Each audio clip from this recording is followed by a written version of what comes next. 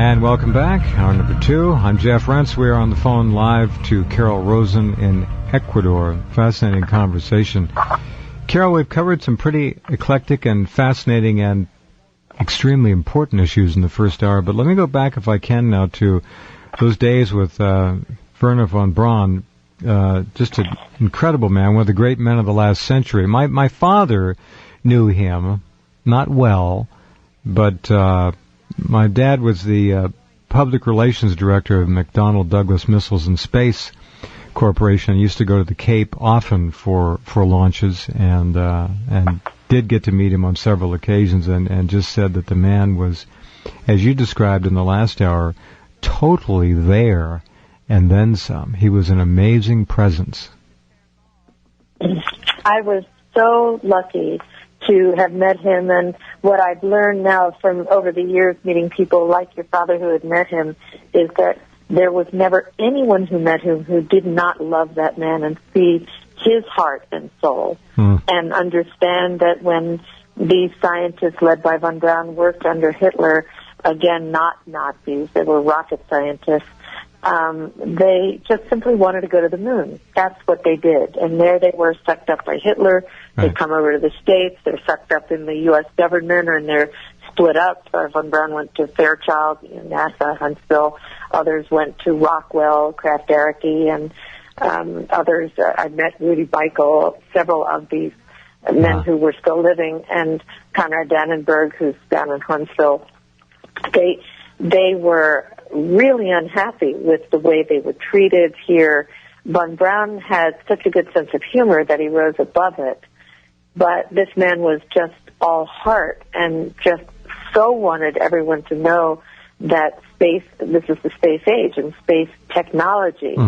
And a space consciousness is what is needed to solve these true visionaries, and potential problems. Total visionaries. True these what? People. Visionaries. Oh, completely. Incredible. Yeah. Completely. And to be able to give his speeches for him, you can imagine when he was dying of cancer, that he would trust me to go out and just, because I was a creative teacher, he thought I could be creative about the space issue, which I guess I was. I couldn't do it now. I don't think I'd be that courageous. I didn't have time to think about it because my first audience that he put me in front of was 18,000 people at the National Education Association meeting right in Chicago, McCormick Hall. The speech that I had given before that, I rehearsed in the mirror in my house over mustard being squirted in the cafeteria. I was not a speaker. So that's kind of how he was, just throwing me into circles. And because of the sense of urgency and because he had been exposed to so much in the industry, from the ET issue to the technology issue to the problems and the pain and suffering that this technology that has now been mostly mandated to wars, was what it was doing to people was just breaking his heart. I think it's what made him sick and incapacitated towards the end. He really thought that there was no way, unless maybe a woman, maybe teams of people that I might meet, and he gave me a lot of people's names to go to meet for after he died included, because he saw, like we're seeing right now, that there would be a point at which either we pivot into the space age and we really acknowledge and get off the planet mentality, because it's the only way you can't, as Einstein would say, deal with it from the level of the problem. And the way to get out of it in the space age is to really pay attention to what is going on in space, what the potential is, what the technology and information services that come out of that are to solve the problems. The program that he started in the aerospace industry that I was lucky enough to help run was called It's Your Turn, and it was designed for women and minorities and youth. And the theme of it was, it's your turn. The technology exists, but it's your turn to steer the technology, to get involved in careers and fields. I wrote a book called Space Careers years ago because of this, to show the jobs of a non-weapons nature in the inexorably linked military, industrial, laboratory, university, intelligence community, NASA, and other international space agencies, intelligence community, and government's complex. This is an inexorably linked complex. Right. And there are jobs and careers and that people can create so that in the space age you're not dislocating people when you call for peace in space and a ban on space-based weapons, which now we can do because the introduction of space-based weapons is what's new. In space, there have been 50 years of nothing but international cooperation. So all we have to do, as Dennis Kucinich says, is preserve the peace in space. That's why he calls the bill the Space Preservation Act and the Space Preservation Companion Treaty. That's all we have to do. And in Dennis's words, and it was von Braun's thought too, and Timothy Leary's, who finally got his trip in space, but in the form of ashes, these men who really focused among the many, many people who pay attention to this planet, this fragile mud ball floating in space, could see as visionaries that the solutions to a lot of these problems are actually off the planet. Mm-hmm. It's us looking down at the planet from those first photographs, but then seeing what high technology and the information and services that come out of that can do. We certainly cannot solve the problems on our planet with an earthbound mentality. So he could see, as you Carol, say, it's washed the spirit. Right. He could see clearly the consumption of our host, our planet, the destruction. We're actually eating our home is what we're doing. We're devouring our home, almost as if we are a parasite gone berserk. A successful parasite, of course, does not kill or destroy its host. We are turning out to be an unsuccessful parasite in that regard.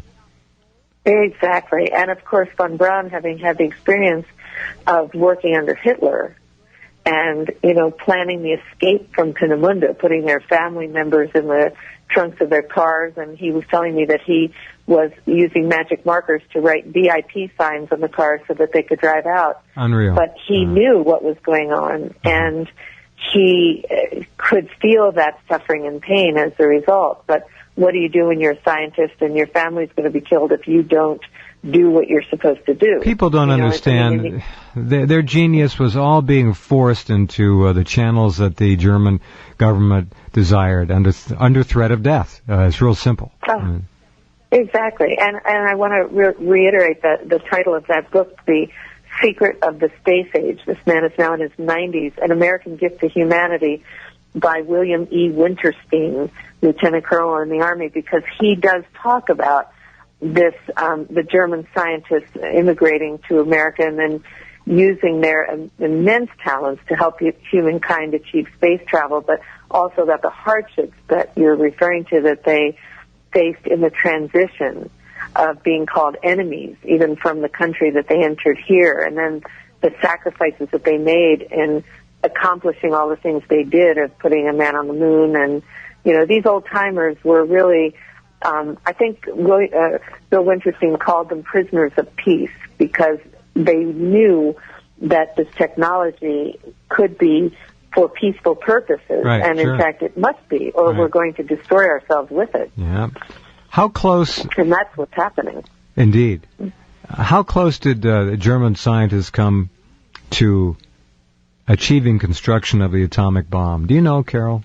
What did you learn from von Braun and the other Germans? What I learned from them is that anything can be created by the mind. Whatever the mind can think, we can create.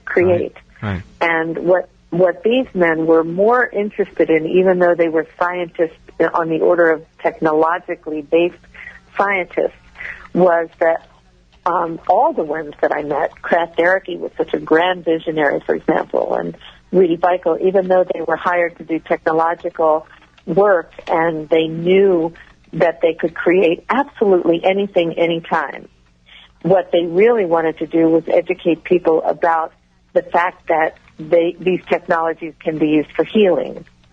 That von Braun would repeat to me that this technology is just an extension of the mind. That's all it is. And so you have to expand your mind. And by the way, von Braun and Timothy Leary were very close friends. Oh, that's fascinating. So, yes, in the book, The Intelligence Agents, that Timothy put out in the early 80s, there's a photograph that looks like a negative, but it's actually the photograph in a negative form of Wernher von Braun. It was camouflaged to protect von Braun. Huh. So when the whole thing that they talked about, like with Ed Mitchell does, and so many people that are studying consciousness, ego, spirit, the things that you started out talking about on this in this conversation, that's what these men were about. But when you talk about the atomic bomb, when you talk about the now directed energy weapons, expanded and even more dangerous technologies, or what I became exposed to through von Braun, the psychotronic weapons, mind control weapons, these are all just extensions of the mind, and it doesn't matter what they're called or what form they're in. The purpose of it, the intention of these weapons, is based on a very, very low level of consciousness. Got it. And it's minute. I mean, it's an example of the lowest level of intelligence of the human species.